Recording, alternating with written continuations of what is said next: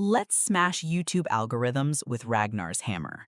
You immortal killer, you who fly and freeze your enemies. Are you the strongest being threatening the ruler's throne?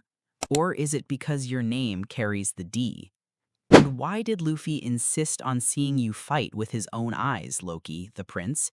Is it curiosity? Or is it the nostalgic pull of the D lineage? Today, we bring you an analysis of Chapter 1171 from One Piece. Your support is the real fuel behind this content, so don't hold back on a like and subscribing to the channel. Now, let's get started.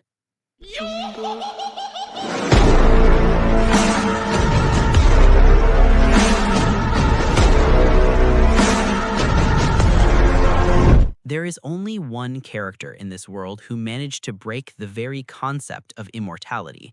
A character not only physically strong, but possessing an unprecedented power that turned the balance of conflict completely upside down. Loki is no longer just a name that suddenly appeared in the events. He has become a central figure that disrupts calculations and forces everyone to rethink the meaning of strength and its limits. The chapter opens with the aftermath of the battle inside Orst Castle. The place still carries the scent of destruction, and Gabon speaks clearly about the overwhelming feeling that took over him when he faced Harold. It wasn't ordinary fear. It was a terrifying realization that if this being were unleashed into the outside world, nothing but annihilation would remain. Immortality that cannot be undone, power that cannot be stopped by known means. The conversation shifts to the Elbaf treasure, as Gabon wonders whether Jarl knew of a power capable of stopping immortality itself. Jarl, despite being injured, has not lost consciousness or memory, but admits he didn't understand the true nature of the fruit. Here it becomes clear. What stopped Harold was not conventional power, it was something completely different. Gabon describes the scenario that would have occurred if Loki hadn't appeared at that moment. Heavy words from one of the world's oldest warriors, a man who lived through the height of the pirate era. Only then do we understand that calling Harold the strongest being wasn't an exaggeration. Neither Whitebeard, nor Kaido, nor Big Mom could have defeated him. The maximum they could do was delay, but the end is inevitable. And this clarifies something crucial. Until now, no real method has been shown to kill the immortals. Even those who faced them wielded the highest levels of Conqueror's Haki. Zepik, Roger, Rayleigh, Gabon, Shanks, all struck lethal blows in vain. The difference here isn't Loki's superiority to them, but the acquisition of an external power that broke the very rule of immortality. A devil fruit first, before Haki. Harold knew of this fruit's strength, which is why he asked Loki to consume it to defeat him. After that, a small but important detail. Gabon places a bandage on his face, confirming that the scar he carries comes from that incident. Meanwhile, Shanks is immersed in inner conflict. Harold's words about the dawn of Elbaf and his father who saw Shanks's life among the lowborns as disgraceful and deprived leave him torn. He grips the contract binding him to them with visible disgust, until Gabon intervenes, telling him not to despise himself for a lineage he didn't choose. Shanks blames himself for what happened to Harold, believing that a single timely word could have changed everything. Here, Gabon acts as a mentor, affirming that Shanks's life has value and that his current weakness is insignificant compared to what awaits him in the future. Shanks is not yet complete. His character is still forming, his convictions unsettled. And here arises a tough question. If this internal struggle is this deep, why did Shanks decide to go to marry Geo?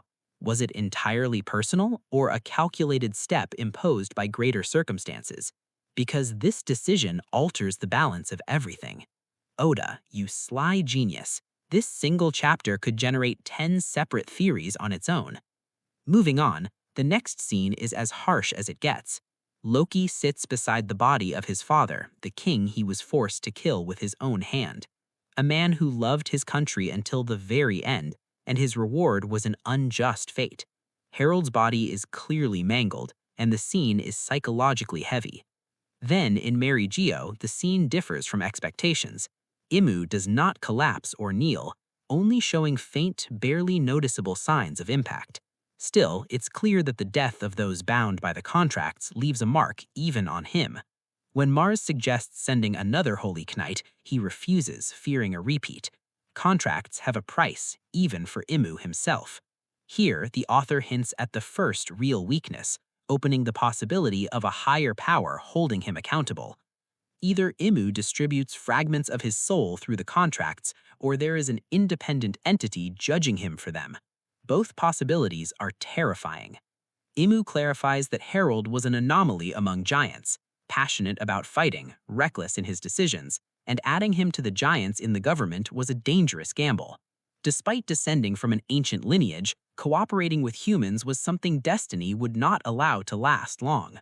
Immu states clearly, giants and the government are two lines that never meet, and emphasizes that the reason is that Elbaf is connected to the D. Do Harold and Loki carry the D in their names? Or is it Nika, the great hat that Immu observed, who belongs to the D?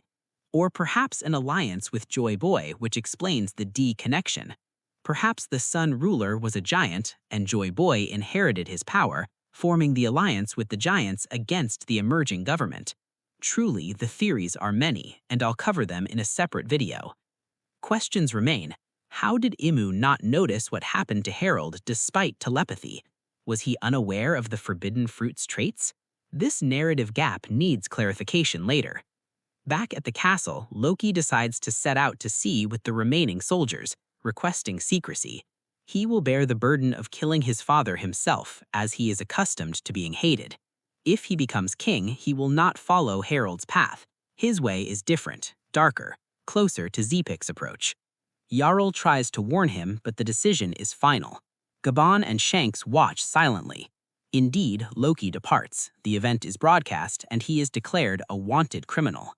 Back in the present, Loki explains to his brother Haradin that he only wanted to protect his father's history from being erased by a tragic ending. Gabon confirms this, and Haradin finally understands why Jarl insisted he not be executed, although he still doesn't know how the government controlled his father. Gabon knows the truth, but there is no time. Priority now is defending the country.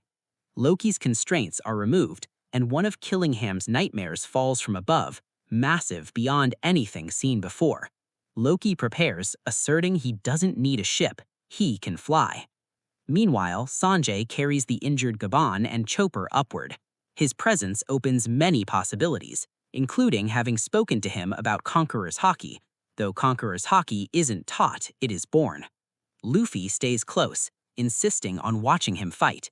This is the first time in the story Luffy observes someone in battle.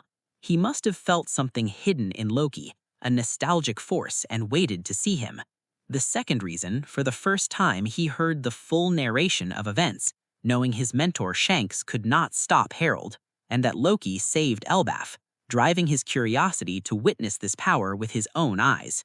And then Loki leaps towards the nightmare, delivering a freezing strike called Niflheim, ending the page with a heavy ice blow. Here, Loki has been escalated at unprecedented speed, but with clear evidence. So far, he is the only one capable of killing the immortals, wielding the forbidden fruit, taming the legendary Ragnar hammer, freeing the Gajila destructive beasts, able to fly, control lightning and ice, and possessing demonic eyes, with Conqueror's Haki certainly beyond expectations. This is no minor character. Oda put everything into one character. Yet he cannot bear the burden alone. Luffy, the joy boy of this era, must also reach the power to counter immortality.